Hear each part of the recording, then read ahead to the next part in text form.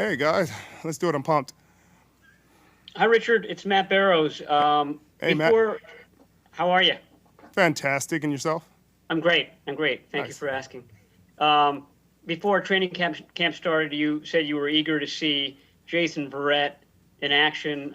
He was looking better than he had in the past. What has been your observations, your thoughts on him so far? I think it's what we thought he'd be. He's way further along this year. His feet look incredible. His confidence is rising with every day. He's so sound and he's so hard on himself and so tough on himself. But he's been fantastic at the line of scrimmage. That's something that he was coming into camp. He wanted to improve on, and something that he's improved drastically on just from last year. Obviously, in his best years, he was incredible at the line of scrimmage, and I think he's regaining that form and that confidence, and it's been exciting to see for our team. Hey, Richard, before you got in here, Eric Armstead just talked to us, and he said that one of his things that he wants to do during this media accessibility throughout the season is shed light on social issues. And today his topic was hate crimes. Just from your standpoint, being in the league as long as you have, having the wide knowledge of sports and other sports as well, how important is it for individuals in Eric's position and your position as well to use your platform for positive change? I think it's one of the most important things in the world, especially during this time. I think it's past due time for them to arrest Breonna Taylor's killers, but that hasn't happened. It's time for everybody to continue to speak up, to continue to put pressure on things they see as wrong. There's been a lot of turning a blind eye in this country, especially to wrongdoings and inequalities. And I think that needs to stop. And I think the more we keep putting pressure, the more we highlight the terrible things that are going on, and the more we punish the people that are doing wrong, the better it will be. I think these are wild times, and I think that the more we can speak up, the more we can shed light on it, the more we can do, the better the world will be for our kids. Thank Hey, you. Richard, this is Chris Biederman. You had posted on Instagram a little while back about how you miss your family during these times. Are they still up in Seattle? Yeah. What's the communication been like, and how different is dealing with the rigors of training camp while being unable to have them with you at home? Yeah, they're still in Seattle, and they've come to visit a few off days, and obviously with they got school, and it's hard to get on flights and things like that nowadays, and so it's been really difficult. This is the first one I've had to do without my family. Obviously, most times you're in a hotel, but you get to talk to your family. You come to practice every day, and you get to spend time afterwards with your kids, your wife, and that's usually some really valuable time and helpful. But during this time, you can't come out. They can't, come out and stay for extended amounts of time with COVID going on. But I'm still thankful for the time I get. Obviously we're getting out pretty late, and I try to catch my kids, for some FaceTime at the end of the day. I try to talk to my wife throughout the day. But it is what it is. People are going through harder times. Like to give a shout out to everybody fighting those wildfires right now. Those people are going through it, and they're saving lives, and you pray for all the people who've lost, loved ones and lost property, and are dealing with that kind of tragedy. You just pray and keep them in your thoughts, and you want to raise them up. So once again in California, we're dealing with this. So raise those people up, and obviously all the essential workers that have worked throughout COVID-19 and kept people alive. They deserve a ton of respect. So, it's a sacrifice, but it's nowhere near the sacrifice those people are making and the lives that they're saving. Obviously I never get this time back, but, my kids are healthy, my wife's healthy, and we'll be back soon. Hey, Richard, Jennifer, how are you doing? I'm great, and yourself? Good, thanks. A lot of your young counterparts, Tavarius Moore, Tim Harris, have been making some plays in practice. What have you seen from them? It seems like they've kind of gotten better at having a short memory. A bad play turns into a good play very quickly. What have you seen from their growth? Are you not saying I'm young? Oh no, man. They've shown tremendous growth, and it just goes to show, there are, certain things that mature you faster than others, and obviously the playoff run and Tavarius getting the experience he got playing in the Super Bowl and playing in huge games and playing well, obviously gave him a lot of confidence, and he's worked hard in the offseason, and that's shown. So I don't think bad plays are as detrimental on their mindset. They understand that it comes with territory. This is a tough job that we're out here doing, and as the great Marshawn Lynch said, you just want to get them more than they get you. You know what I mean? At the end of the day, and so they're being persistent. They're staying the course, and they're not wavering. I think Marcell Harris has had a fantastic camp. He's made a ton of plays. Tavarius has made a ton of plays in coverage. They got him running left and right and showing all the athleticism that he has, and he's answered the bell every time. Obviously, the normal culprits. Spoon's having a good camp. E-Man, Verrett has really shown up this training camp in a big way. Tart and Jimmy, are being as consistent as they ever have. Tim Harris is showing growth. It's been amazing. JT at the nickel, since KK has gone down, has been outstanding. We haven't missed a beat when he stepped in there, and him coming into this system with no OTAs and no anything, he deserves a tip of the cap for how he stepped up and answered the bell. Richard, it's Cam Inman here. That was a pretty good description of the defense. Can you flip the side and tell me what you're seeing from Jimmy Garoppolo, the other quarterbacks, and just how the offense is looking from your point of view? Well, first off, he's handsome. They've looked really good though. He's taken another huge step forward. His decision making, his confidence. Obviously, Trent Williams is a huge addition. Both obviously physically, and just in terms of what he's able to do. Losing Joe was a huge blow, but he's softened that blow with the way he's come prepared to play and in shape. I think the running back group has done a fantastic job with Raheem and Tevin, and Jed has come back in incredible shape and made some really, really great strides with the offense. Jeff Wilson Jr. Has made some huge plays out there, and the two rooks have come in and answered the call. The offensive line is moving people. Lakin is freaking a monster and moving people, and he's looking as great as he's ever looked, in my opinion. McGlinch, the big slim, is coming out there and moving well and assignment sound and looking as good as he's ever looked. The receiving core has looked really good. Obviously they lost Emmanuel, but I think KB has come in and stepped up in his role as a leader. And leading by example and showing up and giving great effort every day, knowing his assignment and executing. Pettis has made some really, really, really great strides this camp, just being consistent every day. His ceiling is so high in what he can be, and I think he's reaching that peak more consistently now, and I think that's what's been impressive with him. Brandon has come in as a rookie and has been incredible. He's really stood out. Obviously, you come in as a rook with no OTAs, you got the standard. I mean, you kind of lower the bar because you just aren't giving him a chance. Kyle has a really complicated system, and he's come in and really, really blossomed. And you got to give him credit for what he's been able to do. And obviously his skill set in terms of the moves, he's only going to get better, but he's really good where he is right now.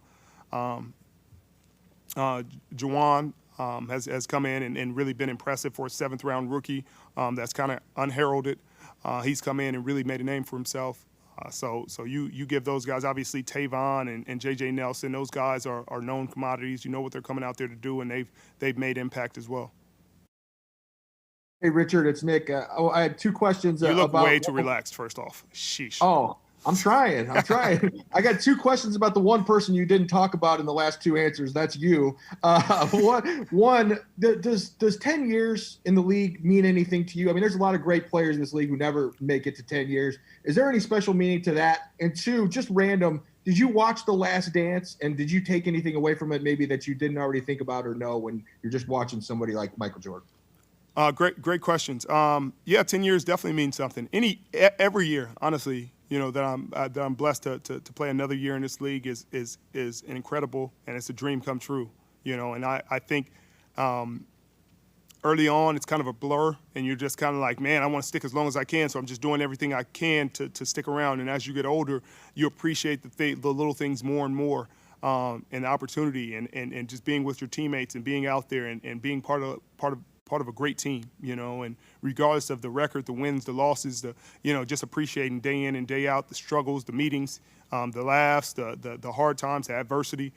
And that's something that I've been able to appreciate more in the last few years than I had in the previous. But making it 10 years is a tremendous blessing, and I hope I'm able to play a couple more. But I'm grateful. When I came in, I was just trying to make it to 3.5 years to beat the average. And they say, guys, don't make it more than 3.3 years. And I was like, I'll make it 3.4. Make it a goal to beat the average. And thankfully, I've been able to make it 10 years and blessed to play with an amazing team and amazing teammates I've been able to play with, and I look forward to continue to grow with this team. And I did watch The Last Dance, and I thought it was I've obviously studied Kobe and his demeanor and rest in peace and everything he's done and his approach to the game. And what I heard from Michael was very similar to what I heard from Kobe, and obviously everything he learned, he probably studied Michael, but it was a similar mentality to what drives a lot of people to be great, and it's you being an outlier and you being comfortable in that outlier space. You being comfortable in a path that hasn't been molded, a path that hasn't been blazed, and being comfortable making other people uncomfortable. And I think that was really cool to see and to hear, the amount of drive that he had, the amount of obsession he had with being great, and not just being great like being better than somebody else, but being great within himself. That's all you can be.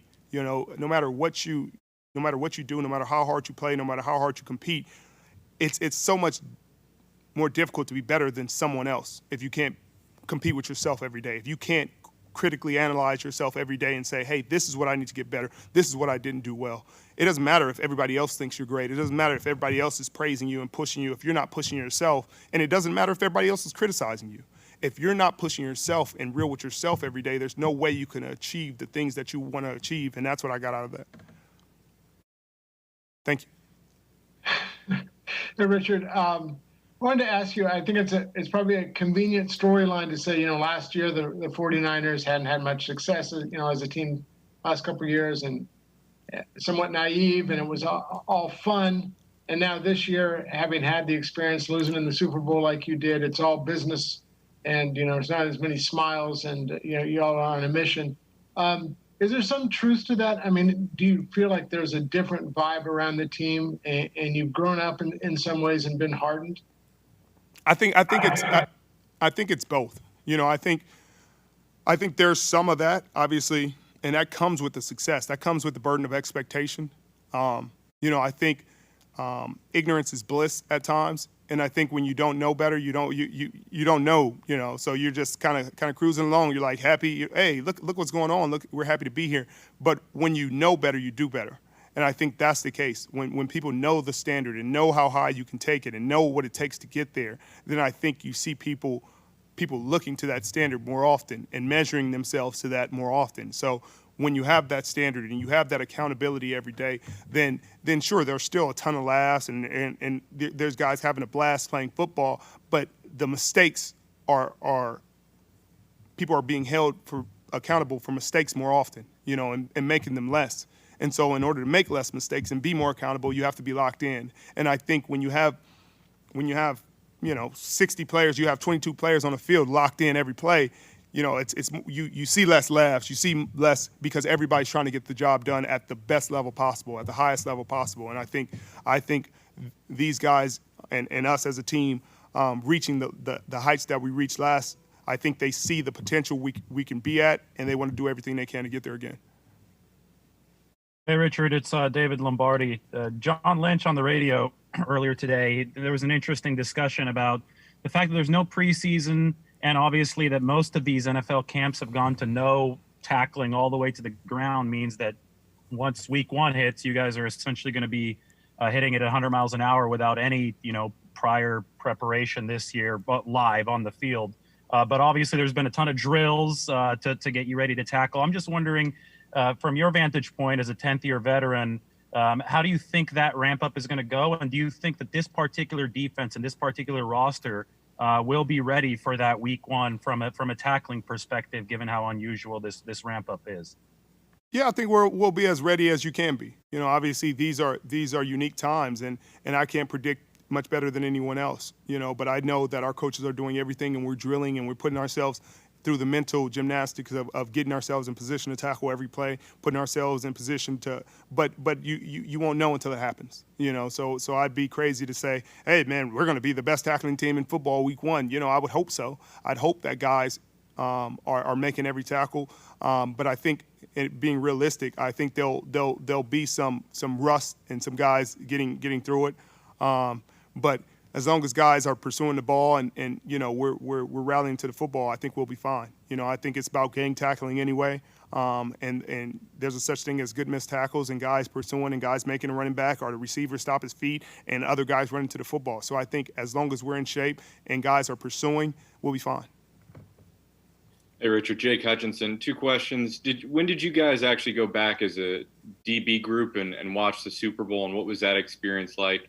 And what's been your impression of Tony Oden so far?